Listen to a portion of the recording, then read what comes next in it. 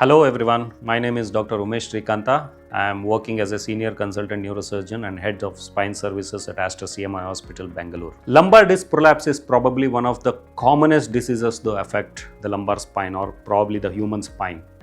So as you can see, the lumbar disc prolapse or herniation or commonly known as slip disc is a condition where the disc which is supposed to stay inside the bone actually comes out of the bony confines, out of the tough ring that the disc is contained in, and then it starts poking the nerve that is there next to that. So these can cause, ultimately it can cause back pain, and because if the nerve is compressed, then it can cause something called as sciatica. Now depending upon which level of the spine this condition happens, the lumbar disc prolapse happens, the symptoms can vary and can affect different parts of your leg or different parts of your hip and your thigh region as well. So depending upon the level of the disc prolapse. Now the commonest symptom of lumbar disc prolapse is back pain. That is obviously the first symptom.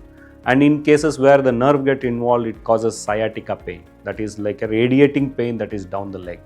Of course, what we are more worried about is the severe cases where the nerve becomes weak and it can cause numbness. It can cause weakness of a part of the muscles, part of the leg, either on one side or on both the sides.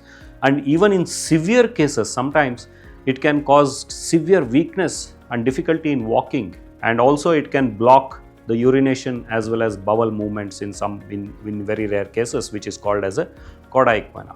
But all of these are not very serious cases. So usually 95% of the lumbar disc prolapse are self-limiting. They do not require any intervention. They heal by themselves. Most of them are very small.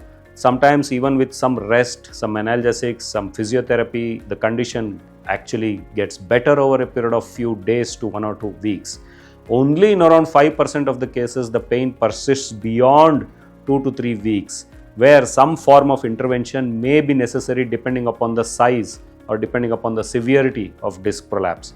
And these interventions may be as simple as just taking an injection to your spine called an epidural injection or a nerve root block, which helps in decreasing the pain to a significant extent and allowing the disease or allowing the tear to heal faster. Only in a few percentage of cases where the nerve is getting affected or where the disc prolapse is very large and the pain is not coming down, in those cases, surgery, especially endoscopic, especially minimally invasive spine surgery, can help in faster recovery and getting back to normal activity as early as possible. Thank you.